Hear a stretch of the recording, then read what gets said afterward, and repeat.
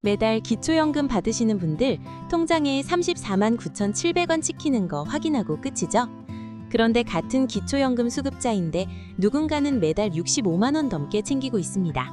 차이가 뭘까요? 연금이 더 많은 게 아닙니다. 그분이 더 부자인 것도 아니에요. 딱 하나 다른 겁니다. 신청을 했느냐, 안 했느냐.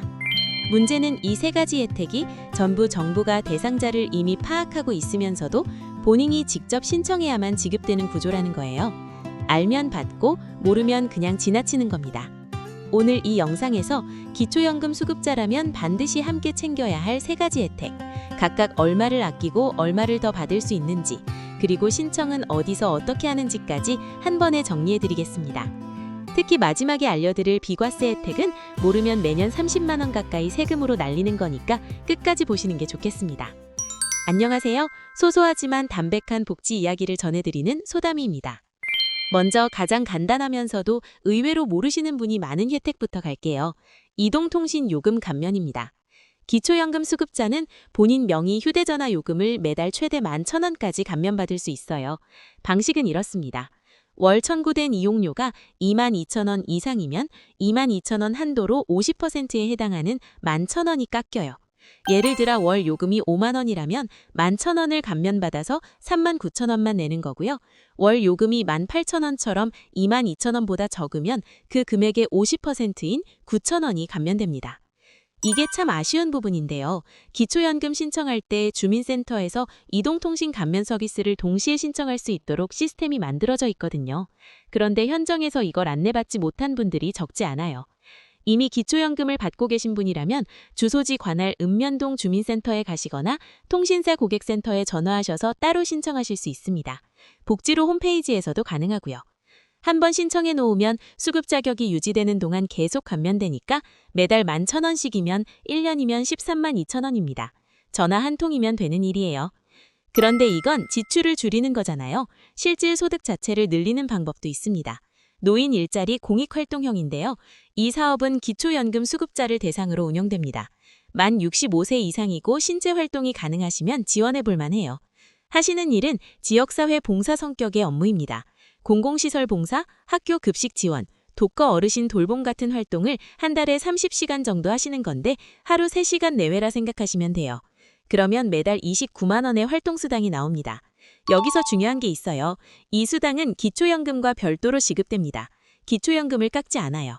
그러니까 기초연금 34만 9,700원에 활동수당 29만 원, 여기에 통신비 절감 11,000원까지 합치면 월 65만 700원 상당의 실질 소득이 확보되는 거예요. 다만 선발 과정이 있습니다.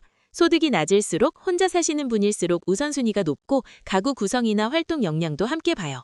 2026년 기준 전국에 약 11만 5천 개 이상의 노인 일자리가 제공되고 있으니까 각 지역 시니어 클럽이나 주민센터에 문의하셔서 모집 시기를 꼭 확인해 보시길 바랍니다.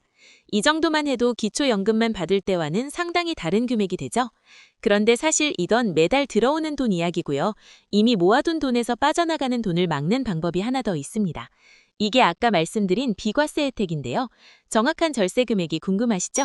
좋아요 눌러주시면 바로 그 금액 알려드릴게요.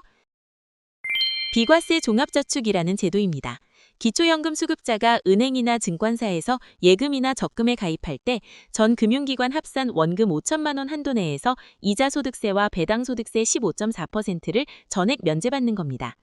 이게 얼마나 큰 차이인지 구체적으로 보면요. 연 4% 금리 기준으로 5천만 원을 예치했다고 합시다. 이자가 200만 원 발생하겠죠?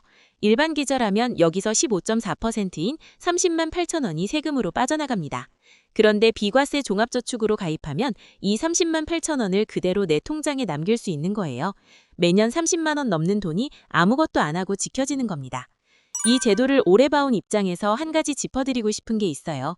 원래 비과세 종합저축은 65세 이상이면 누구나 가입할 수 있었습니다. 그런데 2025년 세법 개정으로 2026년부터는 65세 이상이면서 기초연금 수급자여야 가입이 가능하도록 조건이 바뀌었어요. 역설적으로 기초연금 수급자에게는 오히려 이 혜택이 더 명확해진 셈이죠. 본인이 기초연금을 받고 있다면 당연히 자격이 되는 겁니다. 가입 방법도 어렵지 않아요. 별도의 특별한 상품이 있는 게 아니라 기존 은행 예적금이나 증권사 계좌를 비과세 종합저축 계좌로 가입하는 겁니다. 은행 창구에 가셔서 기초연금 수급자 확인서를 제출하면 바로 적용이 돼요. 다만 이 혜택은 2028년 12월 말까지 일몰 기한이 정해져 있습니다. 연장될 가능성이 높다고는 하지만 확정된 건 아니니까 가입은 빠를수록 좋겠죠. 그리고 전 금융기관 합산 5천만 원이라는 점 잊지 마세요. 여러 은행에 나눠 넣더라도 합쳐서 5천만 원까지만 비과세입니다. 자, 정리하겠습니다. 기초연금 수급자라면 지금 바로 확인해야 할 3가지. 첫째, 통신비 감면 신청으로 매달 최대 11,000원 절감. 둘째, 노인 일자리 공익활동형 참여로 매달 29만 원 수당 확보. 셋째, 비과세 종합저축으로 매년 최대 30만 원 이상 세금 절약. 3가지 다 신청 한 번이면 되는 일이에요. 제도가 있어도 신청을 안 하면 없는 거나 마찬가지입니다. 정보를 아느냐 모르느냐가 그대로 소득의 차이로 이어지는 구조가 참 안타까운 현실이에요. 거동이 불편하신 어르신이라면 가족분들이 대신 확인해 주시는 것도 큰 도움이 됩니다. 주변에 기초연금 받으시는 분이 계시다면 이 영상 한번 공유해 주세요. 그분에겐 매달 30만 원이 달라지는 정보가 될 수 있습니다. 다음에도 꼭 필요한 복지 정보 가져오겠습니다.